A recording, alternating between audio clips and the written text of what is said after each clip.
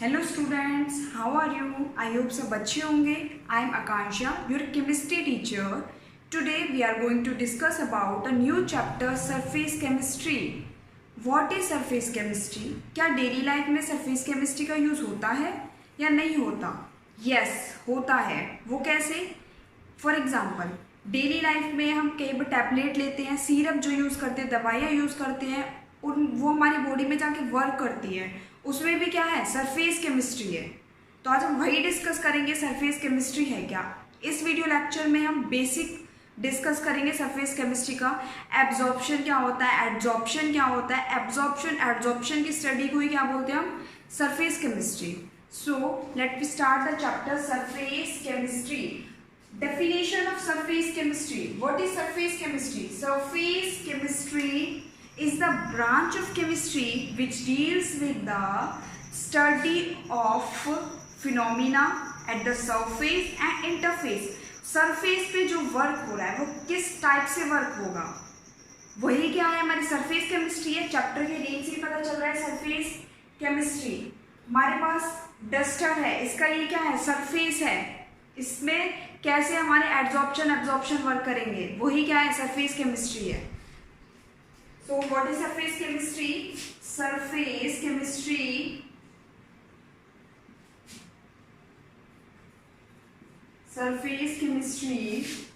is the branch of chemistry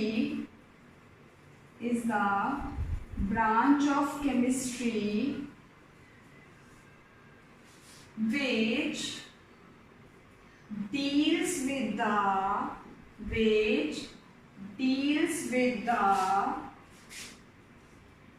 study of phenomena at the surface and interface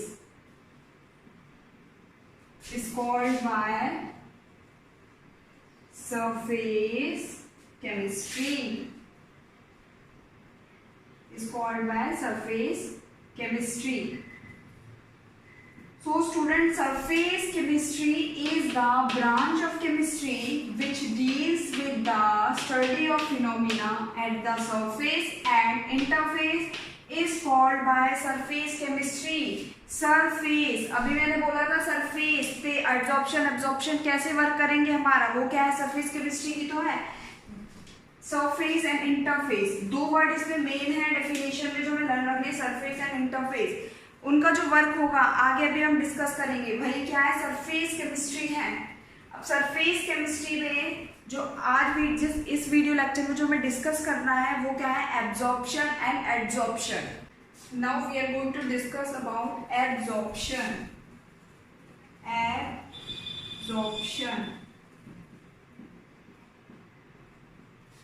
absorption क्या होता है? Absorption एक ऐसा फिनोमिना होता है जिसमें वन सब्सटेंस क्या होता है? एंटर होता है किसमें? अनदर सब्सटेंस में, और वो क्या होता है? यूनिफॉर्मली डिस्ट्रीब्यूटेड हो जाता है. और क्या होता है? वो यूनिफॉर्मली डिस्ट्रीब्यूटेड हो जाता है. ठीक है, तो इसकी डेफिनेशन क्या हो जाएगी? It is a phenomena in which one substance enters into another substance and gets uniformly distributed throughout the bulk in another. क्या थी डेफिनेशन? क्या हो जाएगी? It is the phenomena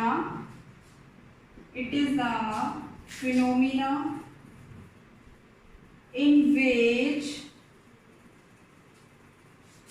one substance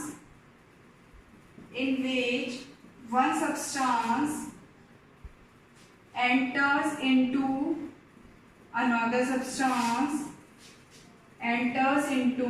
another substance and uniformly distributed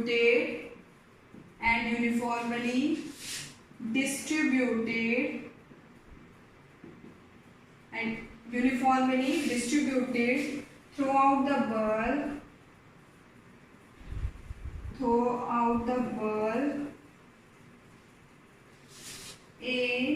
another is called by absorption. Is called bye absorption. तो definition क्या हो गई? It is the phenomena in which one substance enters into another substance and uniformly distributed throughout the bulk in another. देखो एक substance है, क्या होगा? वो एंटर कर जाएगा दूसरे सब्सटेंस में। एंटर कर जाएगा वो किसमें? दूसरे सब्सटेंस में। जैसे कि यहाँ पे देखो हम स्पंज ले रहे हैं, स्पंज, ठीक है, और इधर बीकर में क्या है? वाटर है। तो स्पंज क्या होगा? वाटर में वन सब्सटेंस क्या है हमारे पास? स्पंज है, और सेकंड क्या है हमारे पास? सब्सटेंस वाटर है। तो स्पंज किस में एंटर कर जाएगा? वाटर में। आई डेफिनेशन समझ में? वन सब्सटेंस क्या है? स्पंज है, वो एंटर कर जाएगा अनदर सब्सटेंस में। अनदर सब्सटेंस क्या है? वाटर में।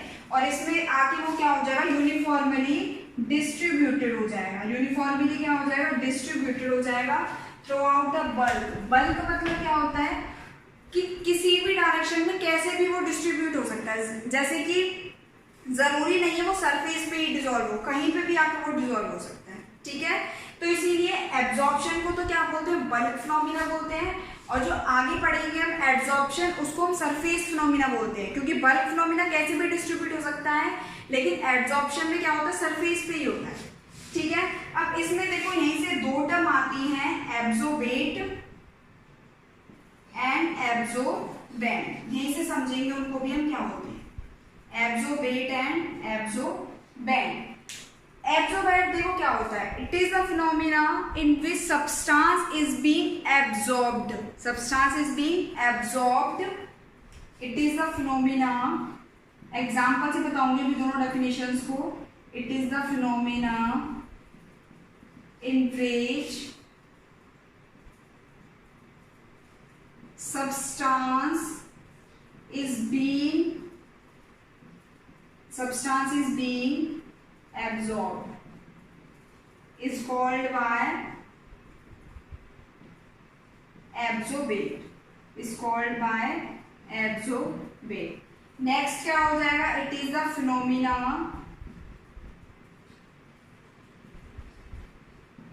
in which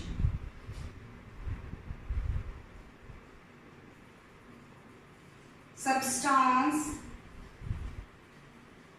absorbs is called by adsorbent, ठीक है। इसमें तो क्या था? Is being absorb. अब देखो स्पॉन्ज वाटर में जा रहा है, ठीक है, तो स्पॉन्ज तो यहाँ पे वर्क करेगा एज अ एब्जॉर्बेंट, ठीक है। और वाटर क्या है यहाँ पे? Absorbent.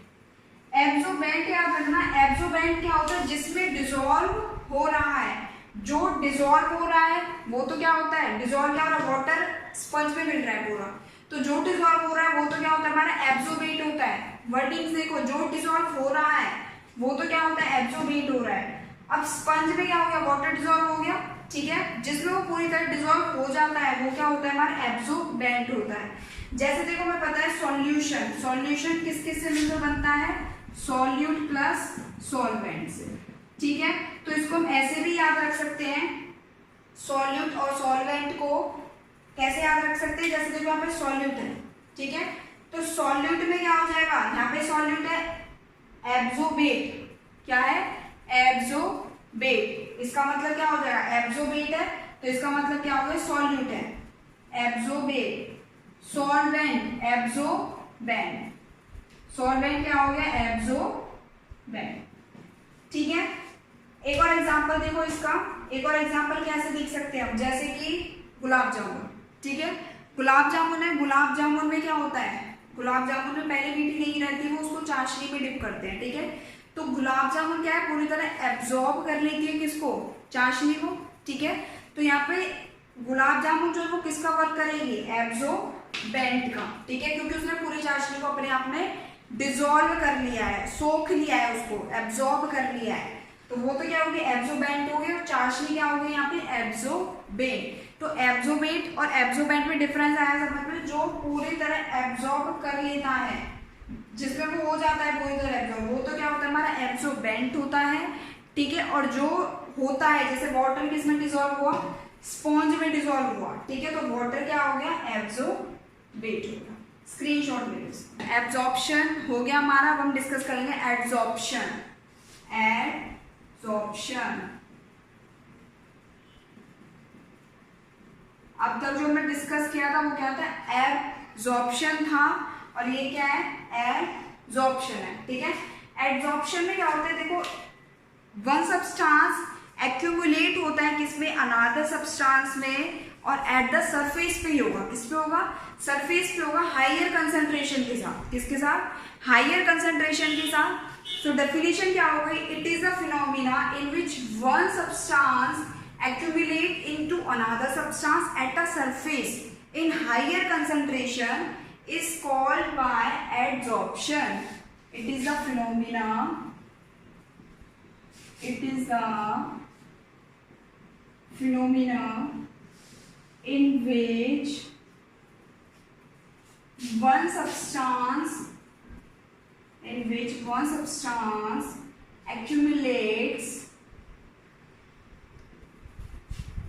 into another substance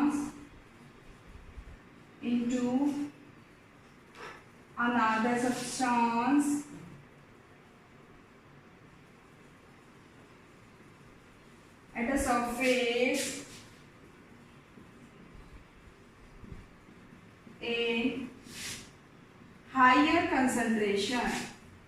in higher concentration, is called adsorption. तो डेफिनेशन क्या होगी students, it is the phenomena in which one substance accumulates into another substance at a surface in higher concentration is called adsorption. अब देखो absorption में क्या है, surface पे है, लेकिन उसमें कोई हमारे पास कंडीशन नहीं थी। एब्जॉर्प्शन में कंडीशन नहीं थी कि सरफेस पे ही होना चाहिए, उसमें बल्क था, कहीं भी हो सकता था, यूनिफॉर्मली डिस्ट्रीब्यूटेड था, लेकिन यहाँ पे क्या है, सरफेस पे ही होगा, ठीक है, सरफेस पे ही होगा। अब उसमें हमने एब्जॉर्प्शन किया था, उसमें क्या था, एब्जॉर्बेट और एब्जॉर्बेंट था, ऐसे इसमें क्या होगा, एड्सोबेट एंड एड्सोबेंट। एड्सोबेट एंड एड्सोबेंट। एड्सोबेट क्या था, it is a phenomena in which substance is being adsorb. इसमें क्या होगा, एड्सोबेट है तो एड्सॉर्ब आ जाएगा, उसमें एब्सॉर्ब हुआ तो इसमें क्या होगा, एड्सॉर्ब होगा, तो क्या होगा, इट इज द फिनोमिना। बहुत ही सिमिलर है इसलिए ढंग से समझना होगा। It is the phenomena in which substance is being adsorbed. Substance is being adsorbed is called adsorbate. And adsorbent में क्या होगा, it is the phenomena in which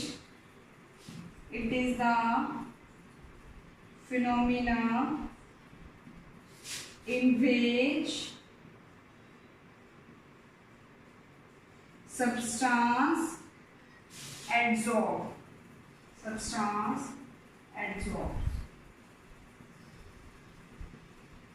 is called by adsorbent. अब सेम होगा उसमें भी, जैसे उसमें क्या था, मैंने क्या बताया था, सॉल्यूशन क्या होता है, सॉल्यूट प्लस सॉल्वेंट, ऐसे ही सॉल्यूट, साउंड किसकी आ रही है, सॉल्यूट जो होगा वो क्या होगा, एड्सोबेट होगा, सॉल्वेंट वो क्या होगा, एब्सोर्बेंट होगा। अब इसका एग्जांपल देखो, टीचर है, टीचर क्या लिखता है, बोर्ड पे लिखता है, वो चॉक से लिख रहा है, मार्कर से लिख रहा है, किसी से भी, ठीक है। अब टीचर जो है, ये यहाँ पे बोर्ड, ये बोर्ड है, जैसे कि यहाँ पे क्या है, टीचर चॉक से लिख रहा है, अब ये जो बोर्ड है, बोर्ड क्या होगा, सरफेस हो गया ना, बोर्ड क्या हो गया, सरफेस हो गया, और चॉक से क्या है, वो लिख रहा है, ठीक है। अब देखो सरफेस पे तो लिख रहा है, वो यूनिफॉर्मली डिस्ट्रीब्यूटेड तो नहीं है, वो लिखेगा, रब कर देगा उस चीज को, ठीक है, लिखेगा, रब कर देगा, तो इसका मतलब क्या हुआ, चॉक को लिखा किस पे, बोर्ड पे, तो वो क्या हो गया, रब कर दिया, मिट गया। तो इसका मतलब चौक और बोर्ड दो है हमारे पास, एक क्या होगा एड्जॉर्बेट होगा और एक क्या होगा एड्जॉर्बेट होगा और एक क्या होगा एड्जॉर्बेंट होगा। अब देखो जिसमें क्या होता है पूरी की पूरी चीज एड्जॉर्ब हो जाती है वो क्या होती है एड्जॉर्बेंट होता है। बोर्ड पे क्या देखो चौक से लिखा है, ठीक है। अब देखो चौक क्या हो गया यहाँ पे एड्जॉर्बेट हो गया, चौक क्या हो गया यहाँ पे एड्जॉर्बेट हो गया और बोर्ड क्या हो गया बोर्ड क्या हो जाएगा एड्जॉर्बेंट हो जाएगा, ठीक है।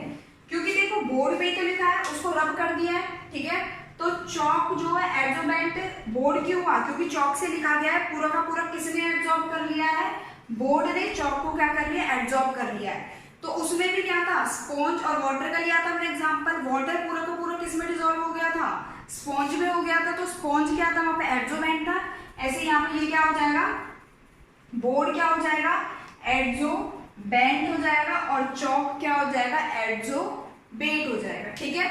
आया समझ में। एब्जॉर्प्शन और एड्जॉर्प्शन, एब्जॉर्प्शन में तो क्या लिया था हमने एग्जांपल स्पॉन्ज और वाटर का लिया था और यहाँ पे एग्जांपल देखो चौक और बोर्ड का है। और सेकंड एग्जांपल देखो, एक एग्जांपल इनका हो सकता है silica gel, silica gel.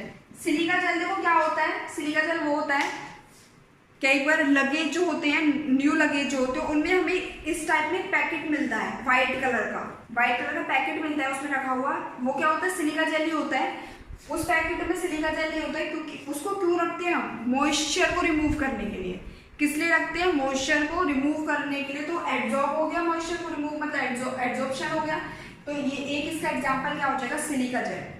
Absorption और एड्जॉर्प्शन में दोनों में डिफरेंस क्या था भाई, एब्जॉर्प्शन तो था हमारे पास किस में हो रहा था यूनिफॉर्मली डिस्ट्रीब्यूट हो रहा था, लेकिन एड्जॉर्प्शन क्या है सरफेस पे होगा।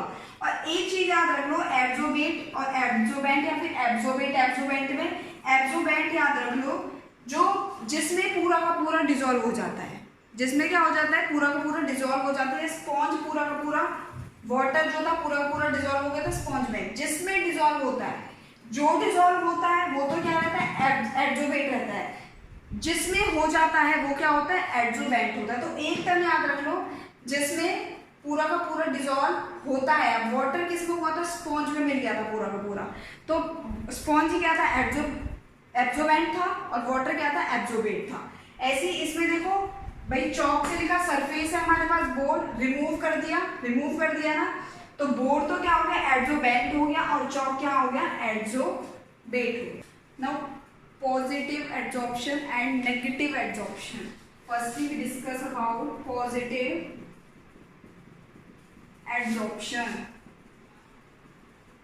पॉजिटिव एड्जॉर्प्शन क्या होता है students, concentration if the adsorbate concentration is more than, अगर एड्जॉर्बेट की कंसंट्रेशन क्या हो ज्यादा हो as compare to the concentration in the bulk phase, तो क्या होगा पॉजिटिव एड्जॉर्प्शन होगा।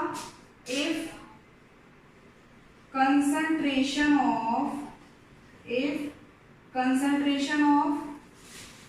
adsorbate, if concentration of adsorbate is more as compared to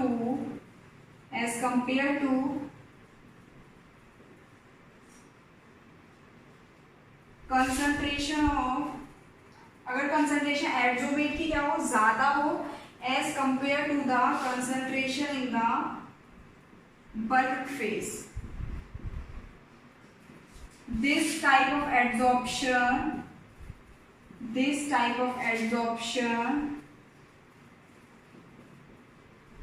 is called by positive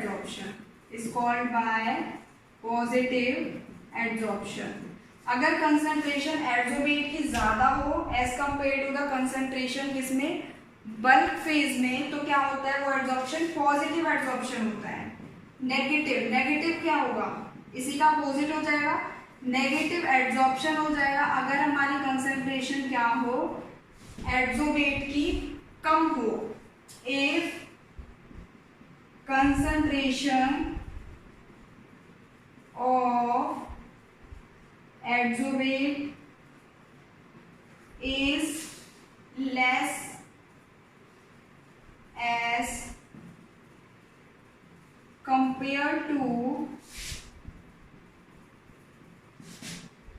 concentration in the bulk phase. Concentration in the bulk phase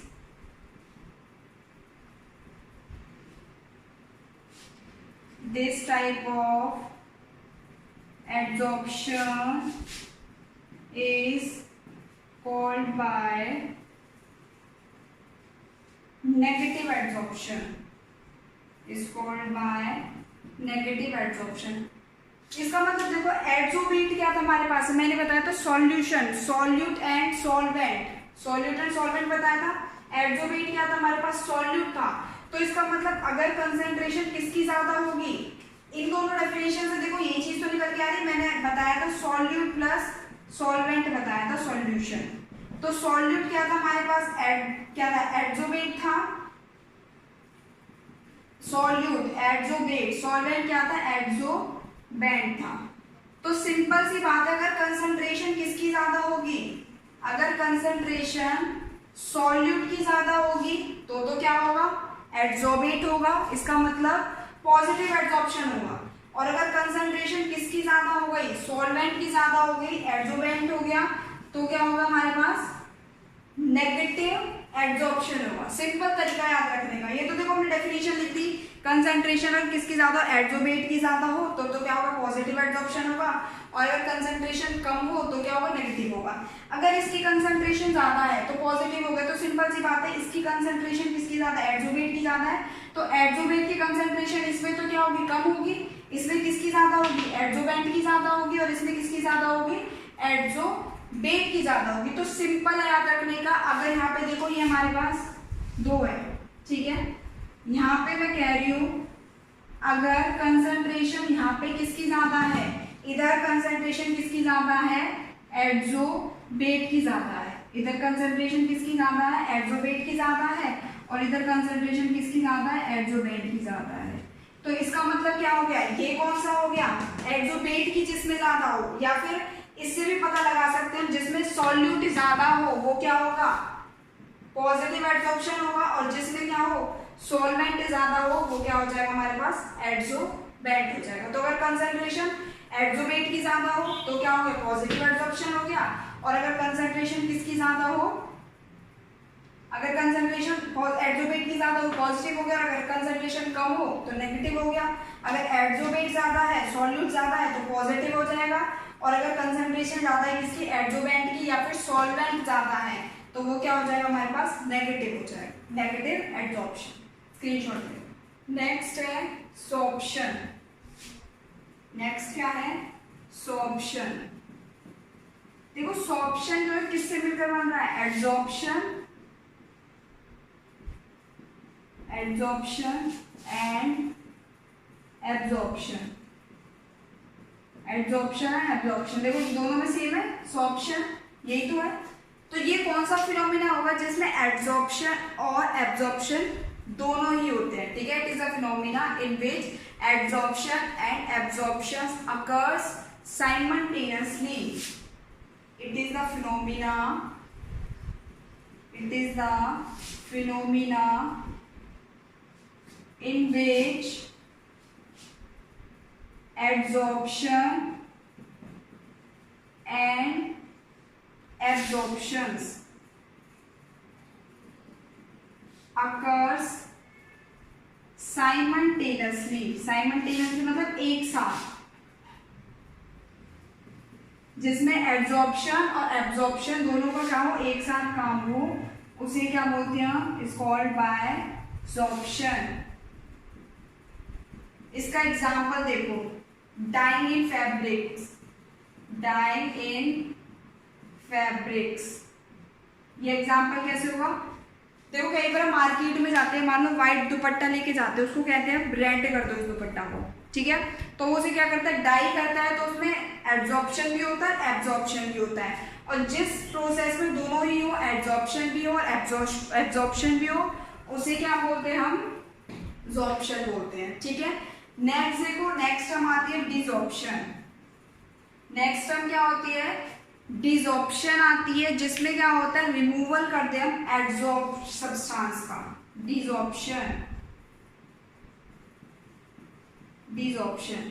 ये अब देखो desorption, इससे पता चल रहा है कि एक को हमने क्या करना है, रिमूव करना है। It is a phenomena in which one adsorption substance is removed at the surface. It is the phenomena, it is the phenomena in which one adsorption substance is removed at the surface, is called by desorption, is called by desorption. देखो desorption क्या हुआ, एक substance, ठीक है, दो substance थे, एक substance accumulate कर रहा था दूसरे सब्सटेंस पे। अब जैसे देखो एक मार्कर एक डस्टर, ये दो सब्सटेंस हमारे पास, अगर मैं डस्टर को रिमूव कर देती हूँ, इसका मतलब दोनों एब्जॉर्प्शन में तो थे लेकिन मैंने रिमूव कर दिया, तो इसका मतलब एक सब्सटेंस को रिमूव कर देने वाला प्रोसेस को क्या बोलते हैं, डिसऑप्शन बोलते हैं। ऑब्जॉर्प्शन क्या होता है, जिसमें दोनों साइमल्टेनियसली वर्क करते हैं। इसका स्क्रीनशॉट ले लो।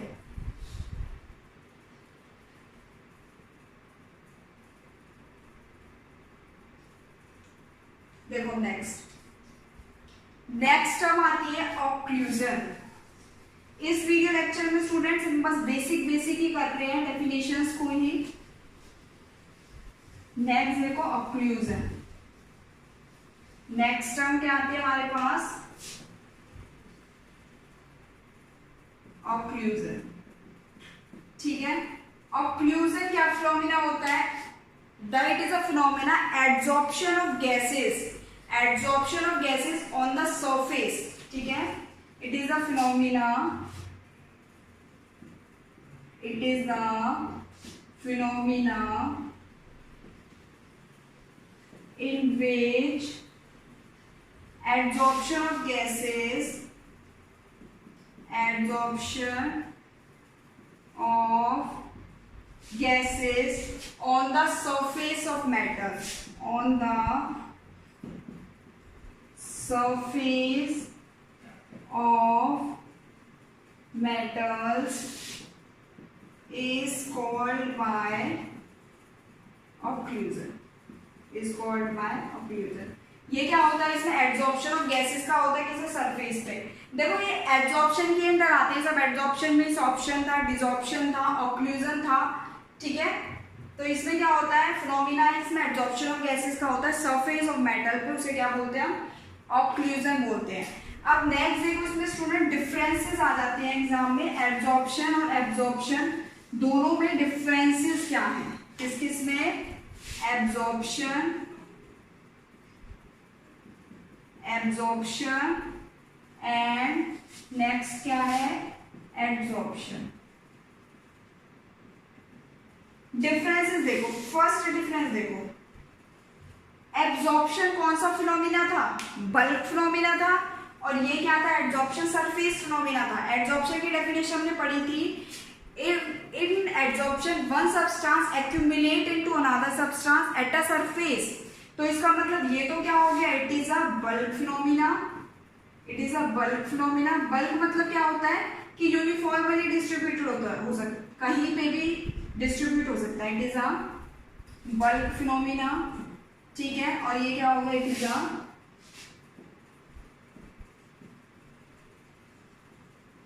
Surface phenomena, it is a surface phenomena, ठीक है। नेक्स्ट डिफरेंस देखो, ये डिफरेंस अभी तक जो समझा है उन्हीं के बेसिस पे है डिफरेंस।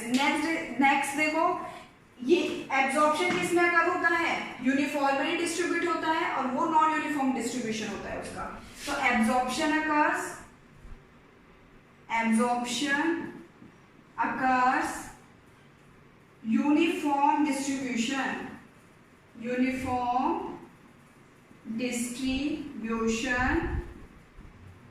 और एड्सॉर्प्शन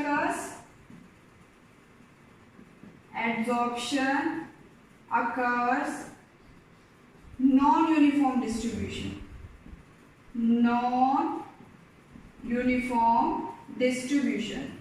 इसमें तो क्या होता है, यूनिफॉर्म डिस्ट्रीब्यूशन होता है, इसमें क्या होता है, नॉन यूनिफॉर्म डिस्ट्रीब्यूशन होता है। ठीक है, नेक्स्ट डिफरेंस देखो, absorption occurs neither exothermic reaction nor endothermic। ठीक है, absorption is neither exothermic nor endothermic, absorption is neither exothermic nor endothermic। देखो ये एक्सोथर्मिक एंडोथर्मिक का क्या मतलब है कि ना तो वो हीट जो होती है गेन होगी ना ही लूज होगी। कैसे, हमने इसका एग्जांपल क्या देखा था, स्पॉन्ज एग्जांपल देखा था, वाटर में डाला था। अब अगर हम स्पॉन्ज को वाटर में डालेंगे तो ऐसा होता है कि पानी हीट करना शुरू कर देता है। अगर ऐसा होता है कि स्पॉन्ज को हमने वाटर में डाला और उसने क्या कर दिया, वाटर ने हीट करना शुरू कर दिया। अगर ऐसा हुआ करता तो क्या करते हैं, पानी को ऐसे गर्म कर लेते, स्पॉन्ज डाल के हीट होता रहता वाटर। ऐसा नहीं होता, इसलिए ना तो उसमें क्या हुआ, हीट एब्जॉर्ब भी नहीं हुई, ना तो हीट का लॉस हुआ है, ना ही गेन हुआ है। ठीक है, लेकिन एब्जॉर्प्शन क्या होता है, एक्सोथर्मिक होता है। एब्जॉर्प्शन क्या होता है, एक्सोथर्मिक होता है। नेक्स्ट डिफरेंस देखो दोनों में, नेक्स्ट डिफरेंस क्या हो जाएगा, नेक्स्ट डिफरेंस हो जाएगा कि इसमें जो होता है उसमें रेट क्या रहता है, सेम रहता है, यूनिफॉर्म रहता है।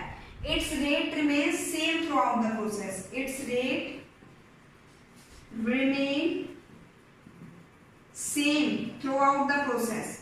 इसका जो रेट था वो क्या था, सेम होता है पूरे प्रोसेस में, थ्रू आउट द प्रोसेस। ठीक है, लेकिन एब्जॉर्प्शन में क्या होता है, पहले तो रेट क्या रहता है, इसका हाई रहता है। एब्जॉर्प्शन में क्या होता है, its rate is high at the beginning में तो क्या रहता है, इसका रेट क्या रहता है, हाई रहता है। बिगनिंग में क्या रहता है, इसका रेट हाई रहता है, उसके बाद क्या हो जाता है, स्लो हो जाता है। Its rate is high at the beginning and then slow down till the equation attain,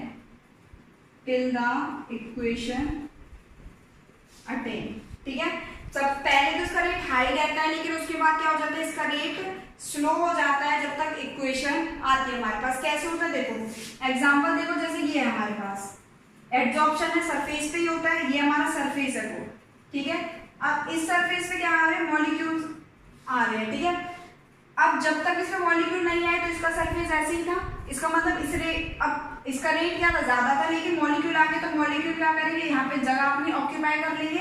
तो इस मॉलिक्यूल को आने के बाद रेट क्या हो जाता है, डिक्रीज हो जाता है। तब तक मॉलिक्यूल नहीं थे, तब तक क्या था, उसका रेट क्या था, ज्यादा था, क्योंकि सरफेस बिल्कुल ब्लैंक था, उसमें कोई भी मॉलिक्यूल नहीं था। लेकिन जैसे ही मॉलिक्यूल्स ने यहाँ पे आए तो इन्होंने क्या कर लिया, अपना स्पेस ले लिया। तो अपना स्पेस ले लिया तो इसका मतलब रेट क्या हो गया, उसका कम हो गया। तो इस रीजन की वजह से पहले तो रेट इनका क्या रहता है, हाई रहता है, लेकिन उसके बाद इनका रेट क्या हो जाता है, कम हो जाता है। ठीक है, लास्ट डिफरेंस देखो इसमें, independent on the surface phenomena. ये किसके इंडिपेंडेंट है, इंडिपेंडेंट ऑन द सरफेस। ठीक है, ये क्या था, इंडिपेंडेंट है किसके, सरफेस एरिया के। लेकिन ये क्या करता है, डिपेंड करता है सरफेस एरिया पे, depends on surface area. Depend कैसे करेगा, सरफेस एरिया पे, कि सरफेस एरिया कितना है, उसका रेट उस चीज पे डिपेंड करता है। ठीक है, सरफेस एरिया पे कैसे डिपेंड करेगा कि रेट कितना है, उसकी स्पीड क्या है। ठीक है, स्पेस कितना है, सरफेस एरिया कितना है, उसका रेट उसी पे डिपेंड करेगा। ठीक है, तो ये क्या हो गए, डिफरेंस हो गए। फर्स्ट डिफरेंस क्या था, ये क्या था, बल्क फिनोमिना था।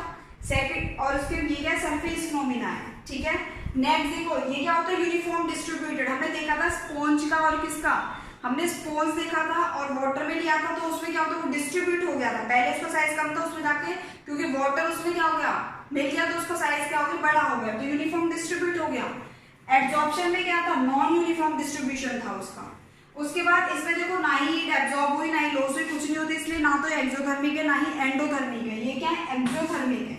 नेक्स्ट डिफरेंस देखो, इसका रेट क्या रहता है, सेम रहता है थ्रू आउट द प्रोसेस, मतलब कि जिस रेट से उसका रेट वही रहेगा। लेकिन इसमें क्या था, मैंने बताया एग्जांपल, तब तक मॉलिक्यूल्स नहीं थे, सरफेस पे क्या था, स्पेस था, तो उसका क्या था, रेट तब तक ज्यादा था। लेकिन मॉलिक्यूल्स को आने के बाद स्पेस क्या हो गया, उन्होंने स्पेस ऑक्यूपाई कर लिया, रेट क्या हो गया, कम हो गया। तो इसका रेट पहले तो ज्यादा होता है, उसके बाद कम हो जाता है। नेक्स्ट देखो, ये इंडिपेंडेंट होता है सरफेस एरिया के, लेकिन एब्जॉर्प्शन जो होता है वो डिपेंड करता है सरफेस एरिया के। तो स्टूडेंट्स यहाँ पे बेसिक हो गया किसका, एब्जॉर्प्शन का और एब्जॉर्प्शन का। सबसे पहले हमने क्या की थी, सरफेस केमिस्ट्री की डेफिनेशन पढ़ी है इसमें। उसके बाद हमने क्या देखा, एब्जॉर्प्शन क्या होता है, एब्जॉर्बेट क्या था और एब्जॉर्बेंट क्या था। ठीक है, एब्जॉर्बेट इसका मतलब वो क्या था, सॉल्यूट था। एब्जॉर्बेंट इसका मतलब वो क्या था, सॉल्वेंट था। उसके बाद हमने क्या देखा, एब्जॉर्प्शन देखा। एब्जॉर्प्शन तो क्या था, बल्क फिनोमिना था। उसमें क्या था, एक सब्सटेंस दूसरे सब्सटेंस में एंटर कर रहा था, ठीक है, और यूनिफॉर्मली डिस्ट्रीब्यूट हो रहा था। लेकिन एब्जॉर्प्शन में क्या था, वन सब्सटेंस एंटर नहीं कर रहा था, एक्यूमुलेट कर रहा था किसमें, अनदर सब्सटेंस में, सरफेस पे। ठीक है, उसमें डिसॉर्प्शन पढ़ा हमने। सॉर्प्शन क्या था, जिसमें एब्जॉर्प्शन और एब्जॉर्प्शन साइमल्टेनियसली वर्क करते हैं। नेक्स्ट उसके बाद हमने क्या देखा था, डिसॉर्प्शन देखा था, जिसमें क्या था, रिमूवल हुआ था एक एब्जॉर्प्शन सब्सटेंस का। उसके बाद हमने ऑक्लूजन देखा, और नेक्स्ट उसके बाद हमने क्या देखा, इन दोनों में डिफरेंस क्या है, एब्जॉर्प्शन और एब्जॉर्प्शन। यहाँ पे हमारे एब्जॉर्प्शन और एब्जॉर्प्शन का बेसिक कंप्लीट हुआ, सरफेस केमिस्ट्री का जो बेसिक था वो यहाँ पे हो गया। Thank you student.